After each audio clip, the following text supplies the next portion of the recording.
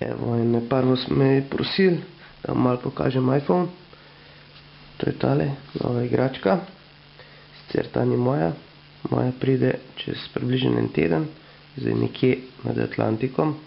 In takrat, če boste pa hoteli, vam bom pa tudi pokazal, kako se ta stvar shacka. Ta je od enega mojega kolega in prosil, da mu jo shackam, se pravi, da ne bo več zaklenen na AT&T, to je ameriški operater, tako da ga lahko uporabljamo tudi v naših omrežjih. Evo, tukaj bomo stvar odprli, potegnemo, vsa stvar je touchscreen, zaslon je fenomenalen, sam sem pričakoval kar dobro napravico, ampak dejansko boljša, kakor sem pričakoval.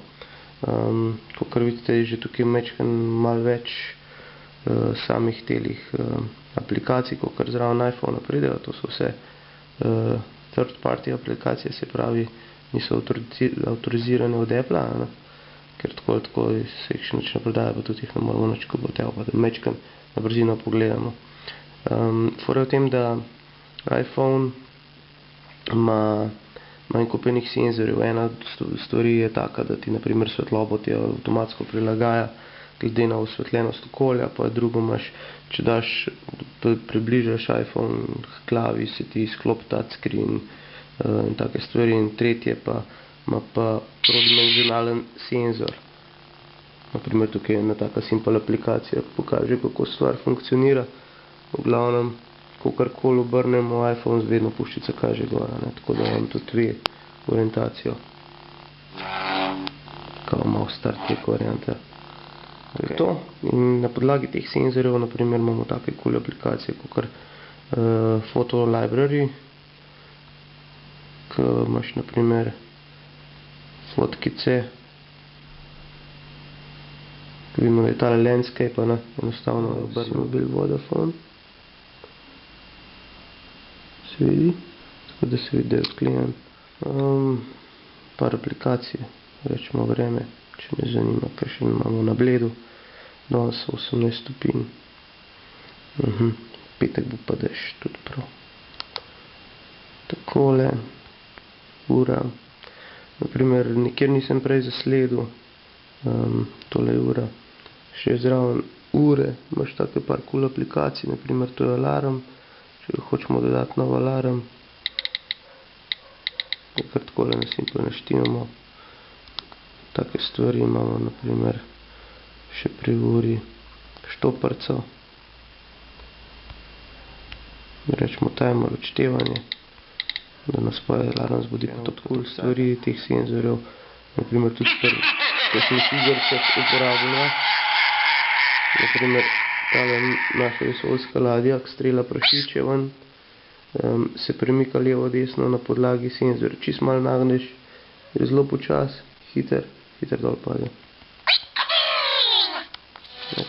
Ena od cool stvari tudi YouTube videos. V bistvu so tele videoti ne bazirajo na flashu, ampak na kodeku H264 od Apple. In dokaj presenečen, da so prvi vsi naši pravi super nove video spoti, pa video material je že vse zripan na H264, tako da lahko vse tudi na iPhone gledate. To je rečemo eden od teh. Kvaliteta je res neverjetna. Poglejmo si, rečemo še iPod. Rečemo, bomo poiskali super novo, lahko jo tako lepo scrollamo ali pa tukaj prestran. Priždemo na S, takole, tukaj imamo albume, rečemo, bomo enega izbrali, hopla, gasa. Naslednji komad, vse skupaj obrnemo, pridemo v cover flow.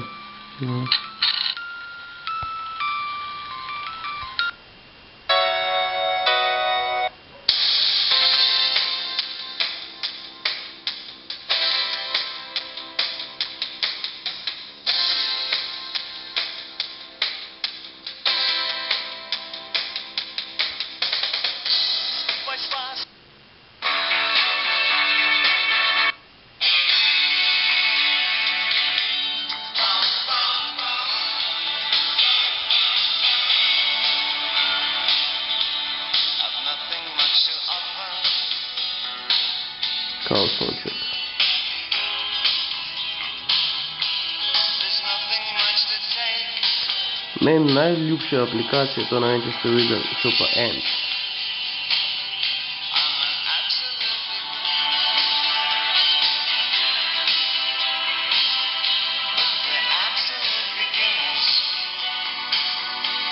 Evo je.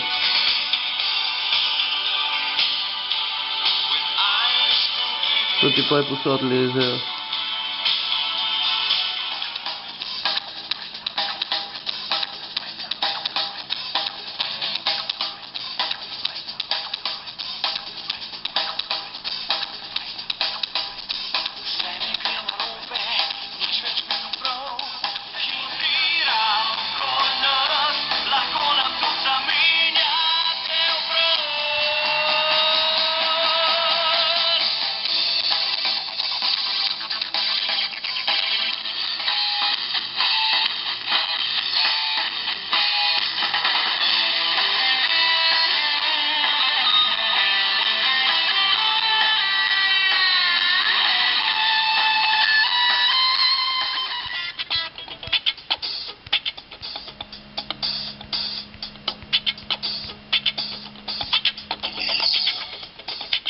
Imamo tudi Apollo ta. To je v bistvu kakor en messenger. Hočeš kaj napisati. Ups. Ne vem, kaj se je ta kolega mislil, zdaj sem mu tole poslal. Napisal. No, zdaj pa en kliče. Ne vem, pa moram zaključiti. Da delam. Aha, pa moram priti jesti. Ne, počasi bo treba, ja, čez 10 minut. Kaj? Čez 10 minut. Čez 10 minut, okej. No, hvala, čau.